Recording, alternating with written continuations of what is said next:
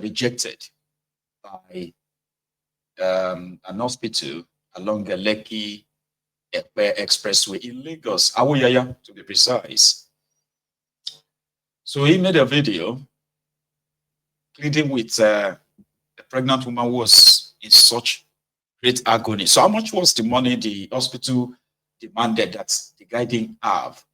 500,000 naira before they could attend to this pregnant woman. And I remember that they said that Tifnumbu and his gang claimed that if you take your wife to any, what do you call that in antenatal, government hospitals, and they need to carry out cesarean operation or what have you on your wife or on you, and you don't have any money, go to the government hospital. That's what they said. This is go to the government hospital and it will be done for you for free. That's a lie. Oh, God damn it, man. Anyway, so the woman died. She died. She left 2 children, 2 girls. So, and her husband. 500,000 naira is 250,000. I'm sorry, 250 pounds. They lost the baby. They lost the mother. Nigeria happened. Oh my goodness, Kemi, look at me, be strong, okay, Kemi, be strong, be very strong, yeah, look at me, look at yourself, think about your kids, please, you need to be very strong for me, you need to be very strong, please, move anywhere, move go, I beg, anywhere, be strong, please, be strong. Kemi, look at me. Would you me? Okay. Yeah? Would you show me? Kemi. Kemi, Aha. I love you so much, please. Okay? Okay? Please, Kemi,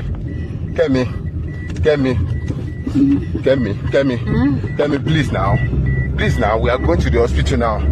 Yeah? We are going straight to the hospital now. Me, we get back here. Kemi, please.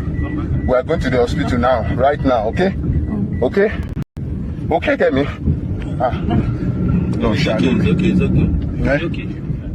God, have mercy on us. Oh, child. It's okay. Yeah, Kemi, can you see me? Please, stay with me. Please, Kemi. You know I love you, Kemi, you know. That's why you need to be strong, yeah? Do you know I love you? You know. You have to be strong for Kemi, you have to be strong for me, please. Please open your eyes. Yeah? She'll be okay, Abby. Yeah? Kemi, Joe. Mo fi kunle Abby amabe, Kemi, Joe. Anywhere, any hospital ni Kemi alo, anywhere. Any hospital, Joe. Jones, thank you. Bele Kemi. Bele. Wàá rúre, wàá sọ̀rè. Agbára Ọlọ́run. Wàá rúre, wàá sọ̀rè. Yes. Ewé òkè bọ́ lára igi kó nigi lára. Wàá rúre, wàá sọ̀rè. Jọ̀ǹdọ̀ Ọlọ́run. Ó ti rúre náà. Jọ̀ọ́. It's okay, Kemi. It's okay. Be strong, Kemi. Be strong. Give me your hand. Kemi. Give me your hand. Yeah. Kemi, I get you. Yeah? You'll be fine. Are you strong? Eh? Kemi, are you strong? Please now, Kemi. Please,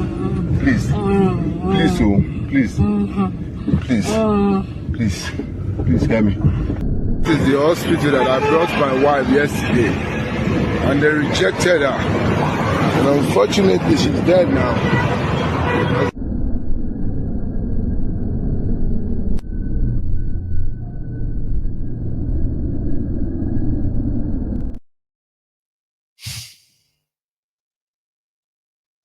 Yeah, she died.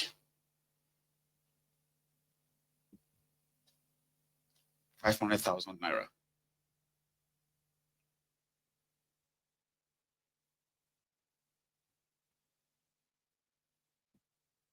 God damn it, man. Anyway,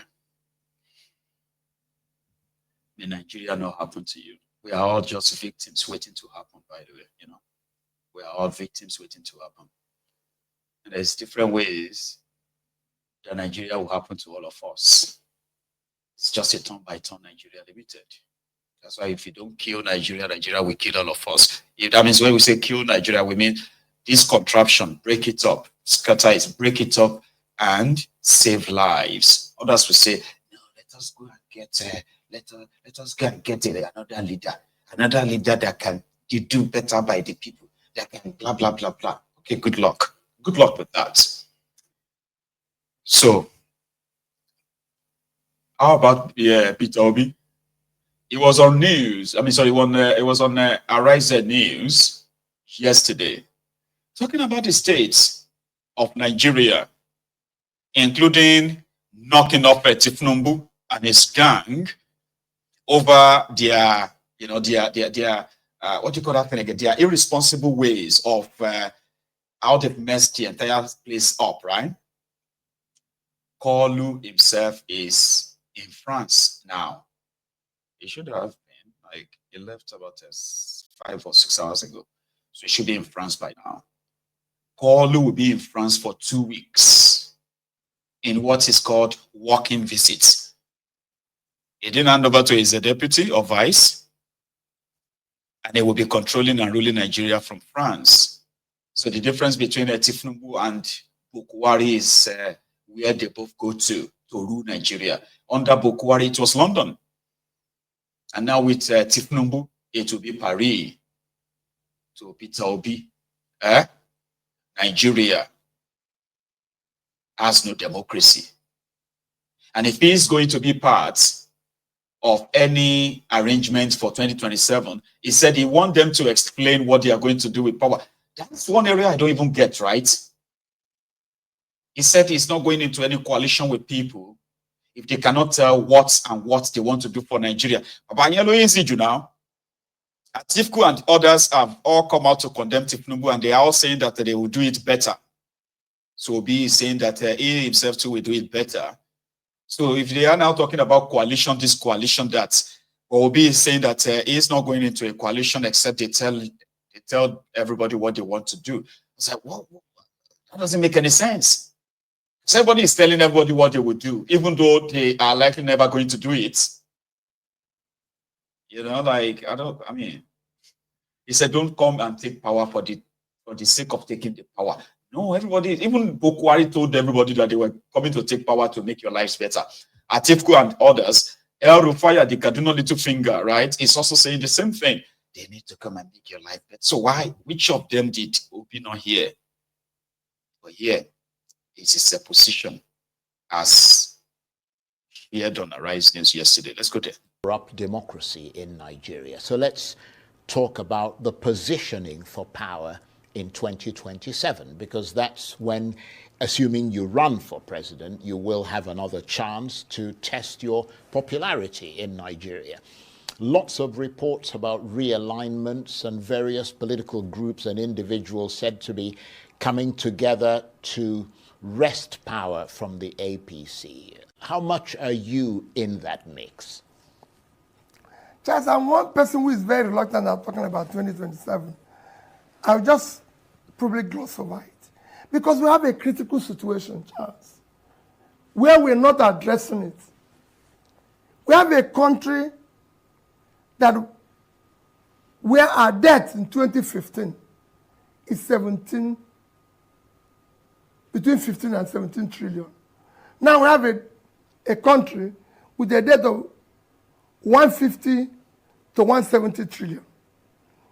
A country where our cost of debt servicing is now higher than our critical areas of budget for critical development, education, health, pulling people out of poverty. And we are discussing 2027. Charles, Let's stay with what is happening today. Yeah, but the fact is that you are Yes, discussing 2027. I am part of it. I do. All I say, and that's what I'm going to say now, is that whatever realignments, whatever coming together, we must discuss the future of this country. We're not just going to, I'm not going to be part of just wrestling power for power's sake. No. I want to know that we're going to do this in order to be able to invest in education, invest in health, invest in pulling our people out of poverty. How can a country with this size of uncultivated land not be able to feed itself? Well, let me stay with that point of 2027. The reason is purely because it is enormously important, because those who support you, they want to see some sense of direction about what's going to happen next and whether or not you're going to try to realize that ambition again. I mean, some prominent opposition politicians have suggested that you should abandon your ambition of contesting the next presidential election and team up with Atiku Abubakar again as his deputy. Which prominent politicians? With an agreement, well, I'm not going to mention names, but I mean, quite a number of them have suggested that you should team up with Atiku Abubakar as his deputy with an agreement that after one term, he will work to make you president. They say that without this alliance, both you and Atiku will lose in 2027. What is your reaction to that? Charles, elections are won, elections are lost by the vote of the people. All these things you're talking and all these things people are talking is because we are not democratic. Charles, we are talking of working together for the sake of the country, not because of political posts. I've said it before. But if you don't have political power, you won't be able to change the country. Charles, agree with that. That's why I've always said, I'm not desperate to be president. I'm desperate to see Nigeria work. Charles, it is all these alliances, all these groupings that brought us to where we are today. Because people were blinded. Instead of seeing what they would do to make the country work, make the country productive, they were focused on wrestling power. What are we going to use the power to do? Yeah, but you ran for office in 2023. You wanted to wrest power from yes, the because APC. I wanted to do something. Right. Charles, I wanted to do something. I wanted to use it. By now, you would have been seeing the impact on education visibly. And I'm not talking about coming to say, people coming to say it in TVs. You will be seeing it visibly. I would have even been visiting the schools. Well, that's why some of the health. You would have been seeing the primary. We have over 70% of our primary care are not functional. But that's why some of your supporters are saying that for you to make this happen, you have to be able, you've got to be positioned, they say, to win the presidency. Don't say my support. Like the way I understand it as well, okay, is that until you have power, whatever plan you think you have may never suffice, may never materialize. It will just be like all the ideas, dancing steps, right, that a cripple has. It will remain inside him. Sorry, it's a Yoruba proverb. She gets that when you see a cripple, he or she has all the idea of the dancing steps. And when they watch you dance, they are always like, oh, if that was me last song, I would do like this, I would do like this, I would do like this. And I will roll, I will roll, I will roll, I will roll. I would, I would spin and spin and spin and all of that. Oh, I don't have legs, so I can't do that. I just have this idea in my head. Some said what Peter Obi is saying is that majority, the likes of Atiku, El Rufaya, and maybe some others too, right, who have shown their own disagreement and disappointment in Tifnumbu, majority of them are just interested in taking that power. Like, it's like saying, oh, I was having a chat with, this is me making up a scenario now, like based on what he said, though, because that is the only reason why Obi is feeling like that.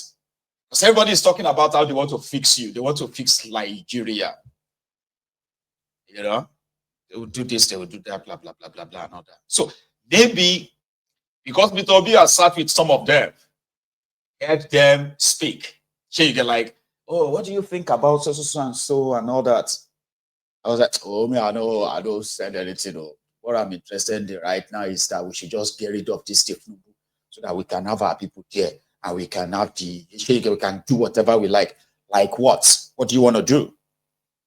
I don't even know it yet, but we must come together and remove this stuff. That's my own theory of why Obi keeps saying, I don't want to be in any coalition with people who are just doing it for the sake of hijacking power, because everybody wants to take power now. Obi wants power, Abi, to change your lives, Abi, to change your, what's that his slogan again? A working Nigeria is possible, right? So, except if everybody is lying.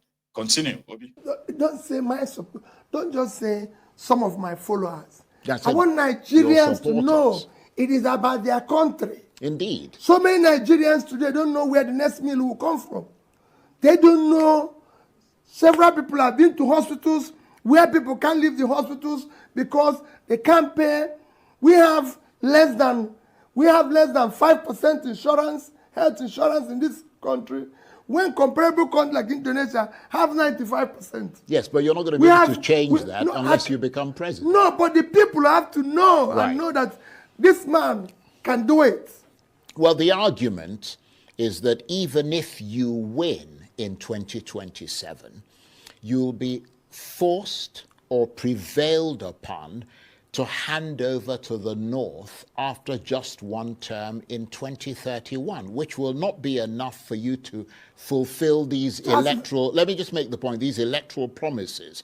Whereas if you worked with a one-term Northern presidency in 2027, you'd be more likely to scale through in 2031, assuming the North keeps to the agreement. Does that sound like a reasonable proposal to you? Because you mentioned Yaradua, who came into office. He had to come into office before he started trying to change things. Charles, the president that is there today, how many years has he stayed?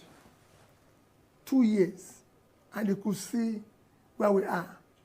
Look at the turn of things in 2 years. That means that you can change things in 2 years. If I was there in 2 years, Charles, that you would have seen considerable change. In critical areas, I would have tackled corruption head on.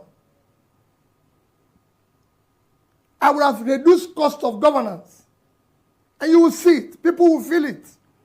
And those monies invested in critical areas. Our primary health care today, I told you, 70% are not functional. And we spent over 35 billion in conference center. Which conference? Who is coming for the conference? You need to invest your money properly. Just you have been seeing borrowed money invested in critical area.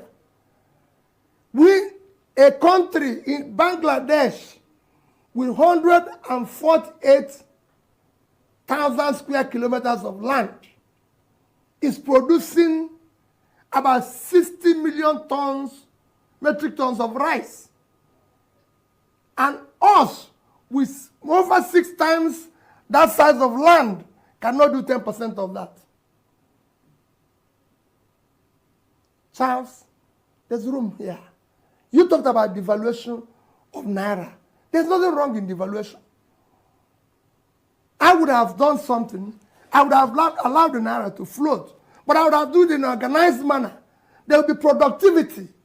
The idea of devaluing your currency, allowing it to float, to be cheaper, is that you have productivity so you can export, so people can come and buy. But when you don't have productivity and you devalue your currency, it's double whammy because you have nothing to sell. So I would have injected money in productivity. Today, nobody is producing anything. Somebody told me a few days ago, said, oh, they've removed there's no more tax or this on some of the manufacturing inputs and everything. And all. I said, that's no. How can you manufacture? How can you do business when your interest rate is over 40%? Yeah, one of the biggest costs of manufacturing today, cost of production today, is interest rate. Charles, nobody borrows money at over 40% to do a business that is straight. You can only borrow it. It's only government that is borrowing that amount of money at that cost. So you need to do the right things, and you can do it. So, yeah, I think it makes sense. I mean, somehow, right? If you listen to him, okay, like if you listen to him with, with kind of like an open mind, you don't have to like him all. But some of his ideas, if you let him finish, they actually make sense, right? You know, when you have improved production, for example, right? And you have investors who have access to not only, cheap labor, they also have access to this big, massive markets, which is what Nigeria would have been if your prosperity was never altered, okay? So in South Korea, right? One South Korean, what do you call that? What's the money again? China Yuan, Abi, what do you call the one? I think it's called one. $1 is, I think it's about 4,000 or 5,000 won. Yeah, they have banknotes which has like a 5,000 won, 10,000 won on one single paper note like that. But guess what? Their economy is also one of not only just one of the biggest, it's also one of the most flourishing one. So they have this technique which makes it look like it is cheaper and economically rewarding to invest in South Korea. You know, the South Koreans, they are the owners of Samsung. Abi? So they have all these top electronics, international, like all these global electronics business entities in South Korea. And why was that? Because they decided to flow their money, attracted the investor, which gives them like what is called a cheap labor. And before you know it, they have they have about 2 to 3 trillion, if not more, trillion dollars economy. Their own foreign reserve, South Korea, is over $500 billion. Not to talk of Nigeria that is wallowing in patry, oil producing country, wallowing in a patry $33 billion foreign reserve. But you must have improved production. It simply means that all those vessels who are coming to use Nigeria as a dumping ground, when they bring anything to Nigeria, they will be loading stuffs out of Nigeria as well. It kind of makes sense, but it is Nigeria. Listen to the other parts of that interview. Yeah. I think this is where they talk about the democracy and the earth of it. I believe that reforms take time for people to start seeing the gains of it. Well, that's what their argument is. But people have to see a clear roadmap that what they are sacrificing for, let's take fuel subsidy, which they say there's huge savings. Where is the savings being challenged to? Well, they said, for example, and I'm not a spokesman for the government, but I have to play the devil's advocate because they're not here. I mean, they said that, for instance, more money is being given to the states. And if you look at the numbers, I mean, the amount of money that the states are getting, I mean, it's higher than it used to be. Although some are making the argument, and I suspect you're making the same argument, that because of the devaluation of the naira, what they're getting is not worth anything. Charles, if you are making a savings, you said, I want to save this money to be able to invest where? You have to invest in critical areas of development. And those critical areas of development are education, health, and pulling people out of poverty. Are we investing in it? Just no. Well, they would argue that they're investing in education. They're providing funds and loans for students, which has never happened in this country before, to allow them to be able to go to school. This country has universal basic education. And we have over 20 million children out of school. That is the critical area. It is the basic education that is the critical area. We're not doing anything in it. Just today, I visited an IDP camp. There's over 40,000